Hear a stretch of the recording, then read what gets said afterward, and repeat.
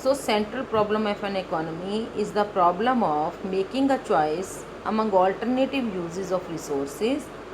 It is known as basic or central problem of an economy. There are so many central problems of an economy, लेकिन हमारे syllabus में जो हमने करना है that is problem of allocation of resources. Problem of allocation of resources का क्या मतलब है कि रिसोर्सेज को कैसे एलोकेट किया जाए. You know that every economy has limited resources and these resources have alternate uses to produce different goods and services.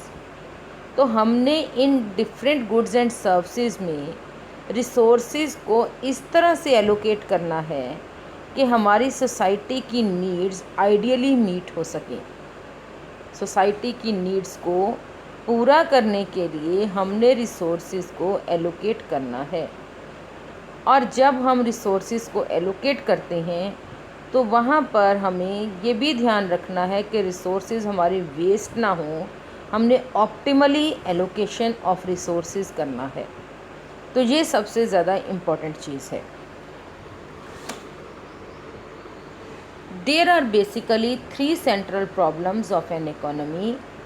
First one is what to produce, second is how to produce, and third one is for whom to produce.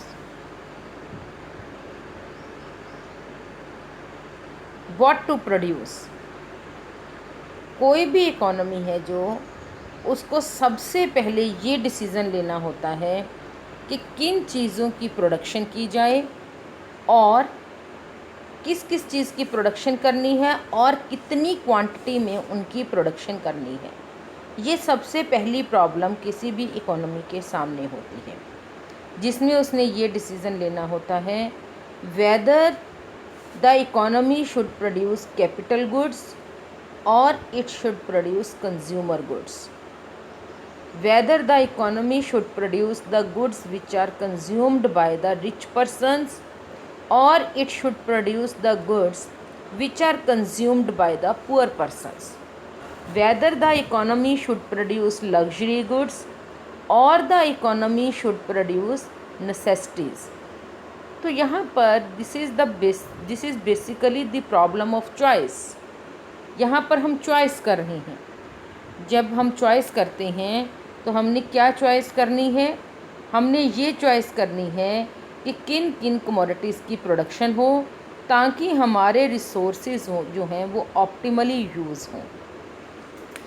अगर हम अपने limited resources को use करते हैं तो इसका मतलब ये हुआ कि हम कुछ चीज़ों की प्रोडक्शन करना चाह रहे हैं. लेकिन यहाँ ये बात ध्यान रखनी है कि अगर इकोनॉमी में हमने एक चीज़ की प्रोडक्शन को बढ़ाना है तो उसके लिए हमें दूसरी चीज़ की प्रोडक्शन को कम करना पड़ेगा, क्योंकि रिसोर्सेज जो इकोनॉमी के पास हैं वो लिमिटेड हैं. उन लिमिटेड रिसोर्सेज से अगर हम एक चीज़ की प्रोडक्शन बढ़ाते हैं तो हमें नेचुरली दूसरे चीज़ की प्रोडक्शन को कम करना होगा, तभी हम इकोनॉमी में प्रोडक्शन कर सकते हैं.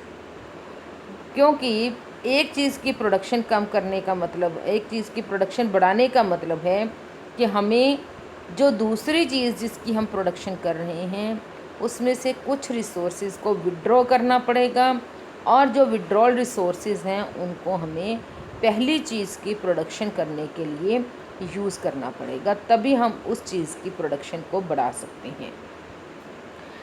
अब दूसरी बात ये है कि जब हमने चॉइस करनी है तो choice can be between capital goods और कंज्यूमर गुड्स और सिविल गुड्स. मैंने आपको बताया था कि capital goods are like machines, tools, harvesters, tractors which can be used again and again in the economy. जिन चीज़ों को हम बार बार यूज़ कर सकते हैं प्रोडक्शन प्रोसेस में, ऐसी चीज़ों को कैपिटल गुड्स कहा जाता है जो ड्यूरेबल गुड्स होती हैं. उसके बाद है सिविल गुड्स.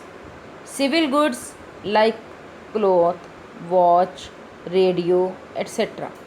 तो इनमें से हमने किन चीज़ों की प्रोडक्शन करनी है और कितनी क्वांटिटी में प्रोडक्शन करनी है. Third one is consumer goods. Consumer goods like wheat, rice, cloth, shoes, sugar, etc. Then military goods like guns, bombs, tanks, etc.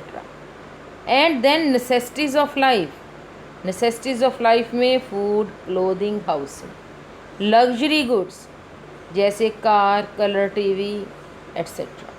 तो अब यहाँ पर चॉइस की बात आ जाती है कि किस चीज़ की कितनी कितनी प्रोडक्शन करनी है। पहले तो ये चॉइस है कि किस किस चीज़ की प्रोडक्शन करनी है, और दूसरी चॉइस आ जाती है कि अगर हमें प्रोडक्शन करनी है तो कितनी क्वांटिटी में किसी चीज़ की प्रोडक्शन को करना है।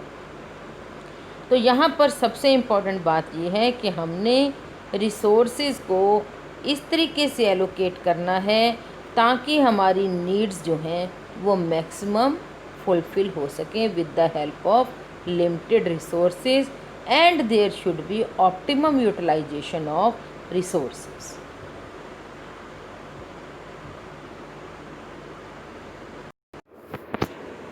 Second problem is how to produce.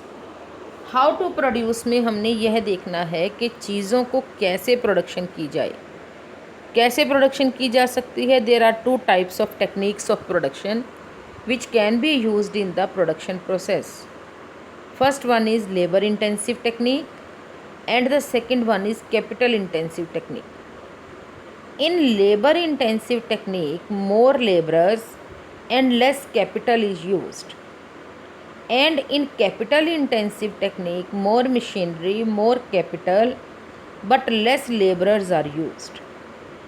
तो इकोनॉमी को यहाँ पर फिर से डिसीज़न लेना है, चॉइस करनी है whether it should use capital intensive technique और लेबर इंटेंसिव टेक्निक। भारत जैसी अर्थव्यवस्था जहाँ पर पॉपुलेशन का साइज़ बहुत बड़ा है, यहाँ पर चीप लेबर अवेलेबल है, we can go for labour intensive technique. लेकिन यहाँ पर भी अगर हमें लार्ज स्केल प्रोडक्शन करनी है, कैपिटल गुड्स इंडस्ट्रीज एस्टेब्लिश करनी है, तो वहाँ पर हम लेबर इंटेंसिव टेक्नोलॉजी को नहीं, कैपिटल इंटेंसिव टेक्नोलॉजी को बढ़ावा देंगे। दूसरी तरफ जो डेवलप्ड कंट्रीज़ हैं जहाँ पर पॉपुलेशन का साइज़ कम है, वर्क फोर्स लेबर फोर्स उनके पास कम है और कैपिटल की कमी नहीं है, तो ऐसी इकोनॉमीज़ जो हैं वो कैपिटल इंटेंसिव टेक्निक को यूज़ करती हैं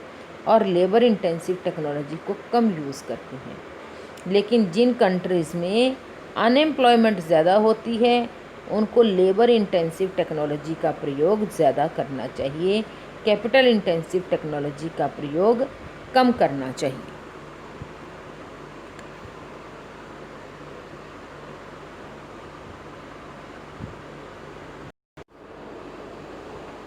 third problem is for whom to produce.